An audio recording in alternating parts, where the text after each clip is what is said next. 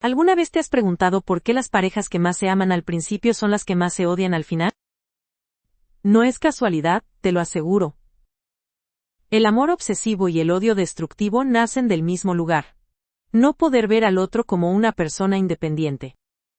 Hoy te voy a contar la historia de Alejandro y Sofía, una pareja que se amó tanto que terminó destruyéndose por completo.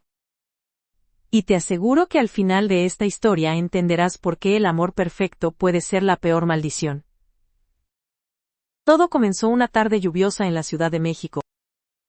Alejandro Herrera, arquitecto de 28 años, trabajaba 16 horas diarias en un despacho de Polanco. Su vida era pura rutina gris hasta que el destino lo llevó a refugiarse de la lluvia en una galería de arte de la Roma Norte. Allí estaba ella, Sofía Mendoza, 25 años, pintora de familia rica, exponiendo por primera vez sus obras. Alejandro se acercó a un cuadro que lo dejó sin palabras, un autorretrato roto titulado Jaulas Doradas. Cuando murmuró sin darse cuenta: Es como si hubieras pintado mi alma. Sofía se volteó, y supo al instante que había encontrado a alguien que la entendía. Tal vez porque los dos vivimos en una. Esas pocas palabras bastaron para encender una chispa que se convertiría en incendio. Su primera cita duró 14 horas seguidas. Hablaron de todo, de cómo él construía edificios para sueños ajenos mientras vivía en un departamento de 30 metros cuadrados.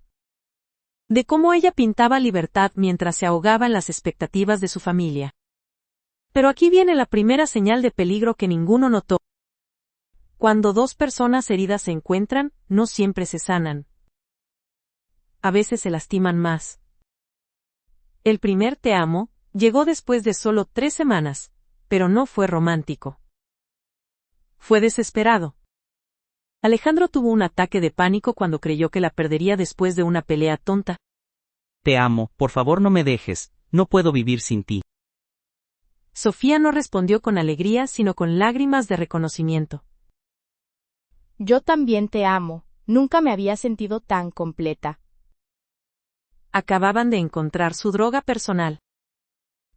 Porque eso era lo que tenían, una adicción mutua, disfrazada de amor romántico. En 6 meses ya vivían juntos en un departamento que el papá de Sofía les prestó en la Condesa. Parecía amor, pero en realidad era algo mucho más peligroso: dependencia total. Él necesitaba su estabilidad económica, ella necesitaba su adoración sin límites. ¿Por qué confundimos necesidad con amor? Porque la necesidad se siente más intensa, más urgente, más real. Pero también es más tóxica. Sofía comenzó a pintar a Alejandro en cada obra. Él aparecía en todos sus cuadros, primero como inspiración, después como sombra, finalmente como prisión. Sus amigos notaron el cambio inmediato. Ya no era la artista rebelde que conocían, sino la novia perfecta que esperaba que su hombre regresara del trabajo. Alejandro, con el éxito profesional que su nueva estabilidad emocional le daba, comenzó a cuidar a Sofía. Primero, fueron sugerencias que parecían inocentes.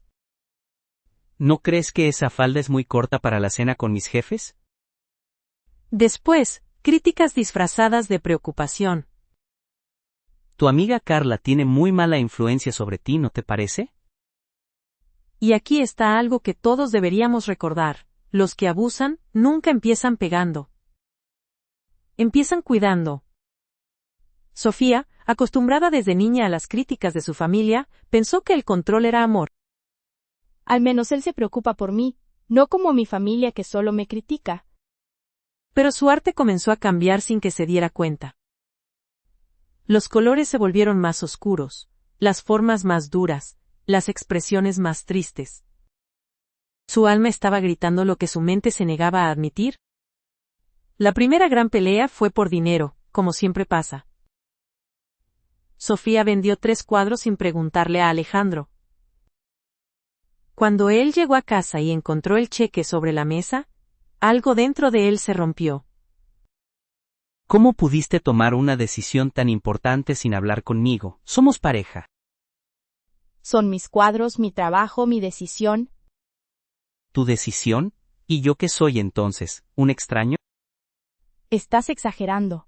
Solo vendí unas pinturas. No es solo vender pinturas. Es que no me respetas, no valoras lo que tenemos. La pelea duró toda la noche. Él acusó de no respetarlo, ella lo acusó de querer controlarla. Pero lo que siguió fue lo más revelador de todo. Tuvieron el mejor sexo de su relación. El dolor se había vuelto combustible para la pasión. Y así crearon sin darse cuenta un patrón que los destruiría: tensión, explosión, sexo de reconciliación, calma temporal, y vuelta a empezar. Cada ciclo era más intenso que el anterior. ¿Por qué el cerebro se vuelve adicto al drama en las relaciones? Porque el cerebro confunde intensidad emocional con conexión profunda. Y la intensidad es adictiva como cualquier droga. Alejandro subió a socio junior en el despacho.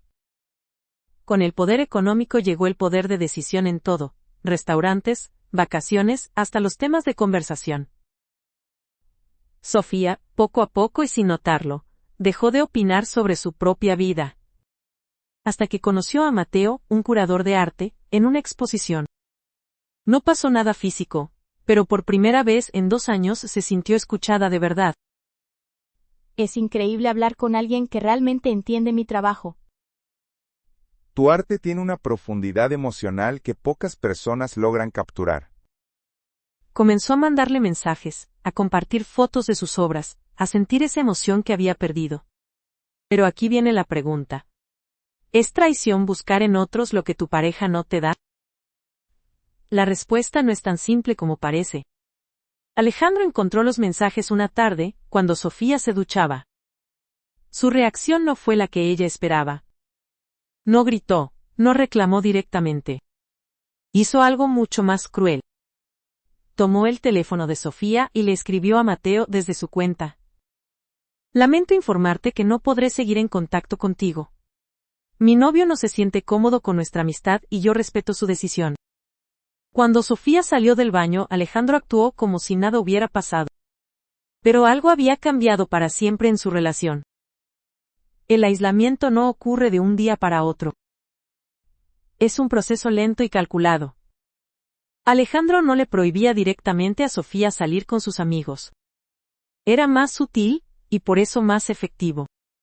Hacía planes de pareja los mismos días que ella tenía compromisos sociales. Se enfermaba de manera misteriosa cuando ella quería salir sola. Creaba crisis que necesitaban su atención inmediata justo cuando ella iba a ver a su familia. Poco a poco, Sofía perdió contacto con su mundo exterior. Y cuando estás aislada, pierdes perspectiva. Empiezas a creer que lo raro es normal. El éxito profesional cambió completamente a Alejandro. Ya no era el joven inseguro que tenía miedo de perder a Sofía.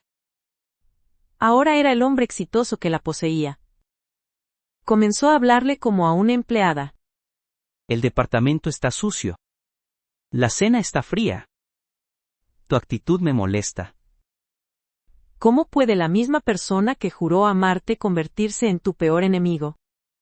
Porque nunca te amó realmente. Te necesitaba, y cuando la necesidad se vuelve seguridad, se convierte en desprecio. Sofía dejó de pintar por completo. Oficialmente era un bloqueo creativo, pero en realidad había perdido su voz interior. Cada vez que intentaba crear algo auténtico, escuchaba la voz crítica de Alejandro en su cabeza. Pero algo estaba cambiando en el fondo de su ser. El amor se estaba convirtiendo en resentimiento. Y el resentimiento en algo mucho más peligroso: frialdad calculada. Comenzó a observar a Alejandro como él la observaba a ella, buscando debilidades, patrones, puntos vulnerables. ¿Qué pasa cuando la víctima aprende las tácticas del que abusa? Se convierte en un enemigo formidable. Descubrió que Alejandro había mentido sobre varios proyectos en el trabajo, que había inflado su experiencia para conseguir ascensos, que había copiado diseños de colegas menos influyentes. Pero no lo enfrentó. Simplemente guardó toda esa información, esperando el momento perfecto. La gota que llenó el vaso fue algo que parecía sin importancia. Sofía compró un vestido rojo sin preguntar el precio. Alejandro la obligó a devolverlo frente a la vendedora de la tienda. Mi novia a veces no piensa bien las compras, ¿verdad, amor? La humilló en público con una sonrisa falsa. ¿Por qué las humillaciones públicas duelen más que las privadas? Porque atacan no solo tu autoestima, sino tu dignidad social. Esa noche, Sofía no dijo nada durante la cena. Pero algo había muerto definitivamente en su interior. El último pedacito de amor hacia Alejandro. Ahora comenzaría su venganza. Y sería perfecta. Sofía empezó a planear paso a paso como una estratega militar. Primero, juntó toda la evidencia de las trampas profesionales de Alejandro. Segundo, volvió a hablar con sus amigos y familia, pero no como víctima sino como mujer decidida. Tercero, y más importante, comenzó a pintar de nuevo. Pero ahora sus obras tenían un propósito muy específico: documentar su infierno personal. Cada cuadro contaba una parte de su historia con Alejandro. Desde los primeros días mágicos hasta la realidad actual de control y manipulación. Pero lo genial de su plan era la presentación pública. Organizó una exposición titulada Anatomía de un abuso. E invitó a todos los socios y clientes importantes de Alejandro a la inauguración. Cuando él llegó esa noche, y vio su vida privada expuesta en 20 cuadros, entendió que había perdido mucho más que a Sofía. Había perdido su carrera, su reputación, su futuro. Cada cuadro venía con audio donde se escuchaban sus gritos y amenazas. Grabaciones que ella había hecho en secreto durante meses. Eres una desagradecida. Sin mí no eres nada. Los medios cubrieron la exposición como un acto artístico de denuncia. En una semana, Alejandro se había convertido en la cara pública del abuso psicológico. Perdió su trabajo, sus amigos, toda su credibilidad profesional. Pero aquí viene la pregunta importante: ¿existe la venganza perfecta, o siempre tiene un precio? La respuesta llegó pronto. Alejandro comenzó a perseguirla obsesivamente. Llamadas constantes, mensajes amenazantes, apariciones no deseadas en su trabajo. El hombre que una vez la había protegido ahora la acechaba como un depredador. Me las vas a pagar, Sofía. Nadie me humilla así, y sale sin consecuencias. Sofía había ganado la guerra, pero la victoria sabía amarga en su boca. Al destruir a Alejandro, había descubierto su propia capacidad para la crueldad. Se había convertido en una versión femenina de lo que él había sido: calculadora, manipuladora, sin piedad. ¿Qué pasa cuando vences a tu demonio pero descubres que tú también eres uno? Te quedas con una victoria vacía y un alma manchada. La relación había terminado oficialmente, pero ninguno de los dos había sobrevivido realmente. Alejandro se había vuelto un cascarón amargo, lleno de resentimiento y paranoia. Pasaba los días planeando venganzas imposibles y culpando a Sofía de todos sus fracasos. Sofía había recuperado su libertad y su carrera artística, pero había perdido algo más valioso: su capacidad para confiar y amar de verdad. Cada hombre que se le acercaba la hacía sospechar de intenciones ocultas. Había ganado la batalla pero perdido la fe en el amor genuino. Ahora, ¿recuerdas la pregunta del inicio? ¿Por qué las parejas que más se aman terminan odiándose más profundamente? La respuesta está en una confusión fundamental que todos cometemos alguna vez. Confundir intensidad con intimidad. Confundir posesión con amor. Confundir necesidad con conexión genuina. Alejandro y Sofía nunca se amaron realmente. Se necesitaron desesperadamente el uno al otro para llenar vacíos internos. Y cuando una necesidad no se satisface de la manera esperada, se convierte en resentimiento. Cuando el resentimiento se alimenta de diferencias de poder, se convierte en abuso. Y cuando el abuso encuentra resistencia, se convierte en guerra total. El amor verdadero necesita dos personas completas que eligen estar juntas. No dos personas rotas que se necesitan para sentirse enteras. Cuando buscas en otra persona lo que no tienes en ti mismo, no creas amor. Creas dependencia emocional. Y la dependencia, tarde o temprano, se pudre y se convierte en su opuesto más tóxico. La línea entre el amor y el odio no es delgada cuando hablamos de amor real. Pero es inexistente cuando el supuesto amor nunca fue más que necesidad disfrazada de romanticismo. ¿Tú qué piensas? ¿Has visto esta transformación en tu propia vida o en la de personas cercanas? Porque reconocer estos patrones no es solo entretenimiento. Puede salvarte de vivir tu propia versión de esta historia de terror romántico. Gracias por acompañarme hasta el final de esta historia que duele pero enseña.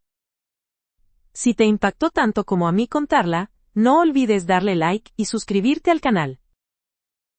Tus comentarios sobre experiencias similares siempre enriquecen estas reflexiones. Y si quieres apoyar este tipo de contenido que va más allá del entretenimiento superficial, puedes hacerlo a través del código que aparece aquí abajo, o el enlace en la descripción. En la descripción también encontrarás enlaces a otras series donde exploramos diferentes aspectos de la naturaleza humana. Nos vemos en la próxima historia, donde seguiremos desentrañando los misterios más oscuros y fascinantes del corazón humano. Hasta entonces, cuídate y ama con sabiduría.